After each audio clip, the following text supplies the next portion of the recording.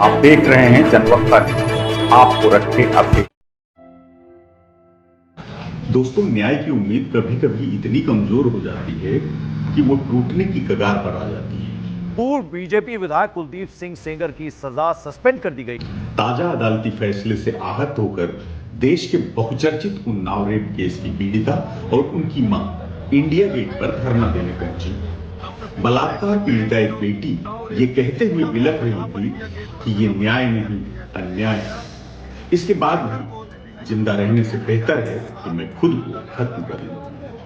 लेकिन उनकी पीड़ा से बेपरवाह दिल्ली पुलिस और सीआरपीएफ की महिलाओं ने उन्हें घसीटकर वहां से जबरन हटाया। दोस्तों नमस्कार, मैं हूं पुष्पेंद्र श्रीवास्तव। जनवक्ता न्यूज पर आपका स्वागत है। इंडिया गेट पर हुए इस दुखद घटनाक्रम से ऐसा लगता है कि सत्ता की हनक ने एक बार फिर कमजोरों को कुचला है। जहां कभी बीजेपी विधायक रहा और अब सजा याफ्ता बलात्कारी आदमी जमानत पा जाता है, लेकिन पीड़िता की आवाज दबा दी जाती है। कानून की कमजोरियां साफ दिख रही हैं। देरी पर देरी, अपील पर अपील, और इन सब के बीच इंसाफ कहीं खो सा गया है।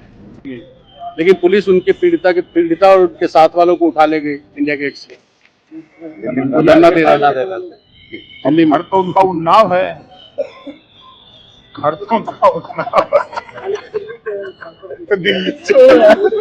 है।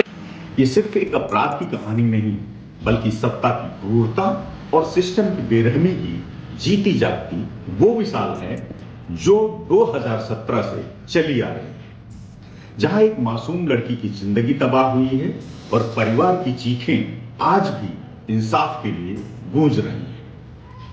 ये दास्तान है सालों पुरानी उन ज्यादतियों की जब पीड़िता के पिता की पुलिस कस्टडी में रहस्यमय मौत हुई। पीड़िता की मौसी और चाची की जान चली गई, परिवार पर हमले हुए, खुद पीड़िता का कार एक्सीडेंट करवा दिया गया, और अब ये सब। लेकिन पीड़िता और उसके परिवार के लिए राहत की बात यह है कि जमानत के बावजूद सेंगर अभी जेल से बाहर नहीं आ पाएगा, क्योंकि वो पीड़िता के पिता की मौत के केस में उसे हुई 10 साल की सजा काट रहा है। फिर भी अदालत का यह ताजा फैसला पीड़िता के लिए तो मौत जैसा ही है। आइए आपको बताते हैं पीड़िता और उसके परिजनों के संघर्ष की पूरी दास्तान। आपको याद तो होगा उन्नाव रेप केस। 2017 में उत्तर प्रदेश के उन्नाव जिले में एक 17 साल की लड़की जो नाबालिग थी, उसने आरोप लगाया कि तत्कालीन भाजपा विधायक कुलदीप सिंह सेंगर ने उसके साथ बलात्कार किया। यह घटना 4 जून 2017 की, जब पीड़िता नौकरी की तलाश में सेंगर के घर गई थी। लेकिन यह सिर्फ शुरुआत थी। सेंगर की राजनीतिक पहुंच इतनी थी कि पीड़िता की शिकायत को दबाने की कोशिश की गई, परिवार को धमकियां मिली और मामला दबता चला गया। यह परिवार गरीब था, लेकिन हिम्मत से भरा हुआ था। पीड़िता के पिता ने न्याय की गुहार लगाई, लेकिन सेंगर के गुंडों ने उन्हें बुरी तरह पीटा। 2018 में पीड़िता के पिता को झूठे मामले में गिरफ्तार करवा दिया गया और फिर पुलिस कस्टडी में ही उनकी मौत हो गई। एक ऐसी मौत जो हत्या से कम नहीं थी। पीड़िता की चाची और मौसी की भी एक संदिग्ध सड़क दुर्घटना में जान चली गई। खुद पीड़िता पर हमला हुआ जब वो कोर्ट जा रही थी। कार एक्सीडेंट में वो गंभीर रूप से घायल हो गई। परिवार ने सब कुछ खो दिया, घर, सम्मान और अपनों को भी। लेकिन उन्होंने हार नहीं मानी। पीड़िता ने दिल्ली में आत्मदाह की कोशिश तक की, सुप्रीम कोर्ट तक गुहार लगाई। यह संघर्ष सालों चला, धमकियां, गरीबी और सिस्टम की उदासीनता के खिलाफ लड़ते थे। आज भी वो कहती हैं, हमारी जिंदगी नर्क बन गई है। न्याय की लड़ाई लंबी थी, लेकिन 2019 में दिल्ली की एक अदालत ने कुलदीप सिंह सेंगर को दोषी ठहराया। पॉक्सो एक्ट और रेप के आरोप में उन्हें उम्र कैद की सजा सुनाई गई। सेंगर का भाजपा से निष्कासन भी हुआ, और उनके भाई अतुल सेंगर को भी सजा मिली। पिता की मौत के मामले में सेंगर को 10 साल की कैद हुई। ये एक जीत थी, लेकिन पीड़िता के घाव अब भी हरे थे। कुलदीप सिंह सेंगर ने अपील की और मामला दिल्ली हाईकोर्ट पहुंचा, जहां परसों यानी 23 दिसंबर 2025 को दिल्ली हाईकोर्ट ने सेंगर की उम्र कैद की सजा को सस्पेंड कर दिया और अपील लंबित रहने तक सशर्त जमानत दे दी। कोर्ट ने कहा कि सेंगर पहले से 7 साल से ज्यादा जेल काट चुके हैं, जो न्यूनतम सजा से ज्यादा है। हालांकि अदालत ने कुछ शर्तें भी लगाई हैं, जिसमें 15 लाख रुपए का बॉन्ड भरना है, पीड़िता के घर से 5 किलोमीटर की दूरी बनाए रहना है, परिवार को धमकी नहीं देना है, दिल्ली में रहना और पासपोर्ट जमा कराना है, और हर सोमवार को पुलिस में रिपोर्टिंग भी करना है। इस अदालती फैसले के खिलाफ 24 दिसंबर को यानी कल पीड़िता और उनकी मां ने दिल्ली के इंडिया गेट पर धरना देने की कोशिश की, लेकिन पुलिस और पैरामिलिट्री फोर्स ने उन्हें जबरदस्ती रोका, उन्हें जबरदस्ती हटाया गया। अब परिवार को धमकियां मिल रही हैं, वो कह रही हैं कि हम सुरक्षित नहीं।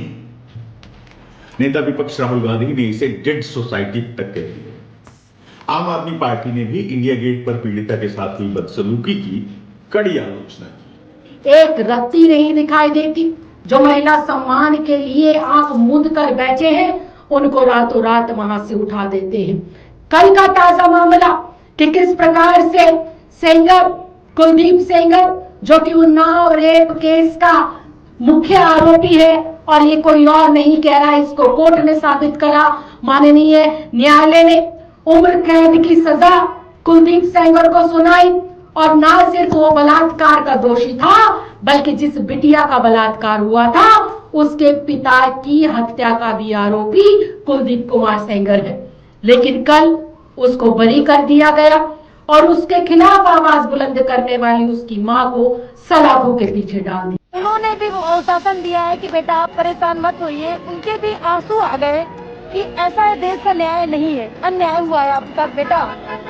मैंने सब चीज बोली, मैं दादी मुझे न्याय दिलाइए, बोली बेटा आप परेशान मत होइए, हम आपको न्याय दिलाएंगे, लीगल एड से भी हर चीज से न्याय दिलाएंगे। दोनों लोगों की आंखें नम थी। राहुल भैया भी रो रहे थे और दादी भी रो रही थी। पहली बात तो मैं प्राइम मिनिस्टर से भी मिलने का टाइम मांगा है कि हमसे मिले, मैं अपना दुख दर्द बता सकूं। मेरा है कौन, मैं इन्हीं लोगों से अपना दुख दर्द बता सकती हूँ ताकि हमें न्याय मिल सकेगा। ऐसे रेप के आरोपी पहला देश का ऑर्डर है कि उसे फिर जमानत दे दी गई है। ऐसे देश की बेटियां कमजोर हो गई है इस ऑर्डर से।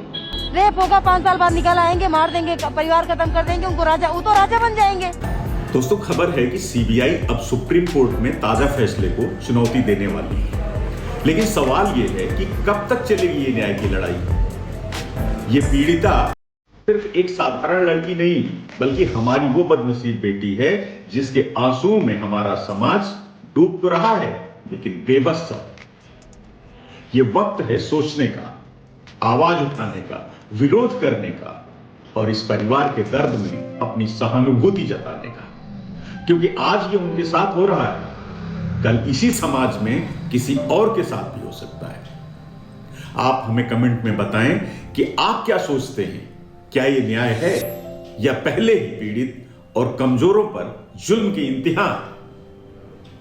आप भी पीड़िता की आवाज बनिए, इस वीडियो को शेयर कीजिए और सब्सक्राइब कीजिए जनवक्ता न्यूज को, क्योंकि न्याय की हमारी लड़ाई जारी है और रहेगी। जनवक्ता न्यूज के एक नए एपिसोड के साथ जल्द ही फिर मिलेंगे। तब तक आप अपना और अपनों का ख्याल रखिए। धन्यवाद। जय हिंद।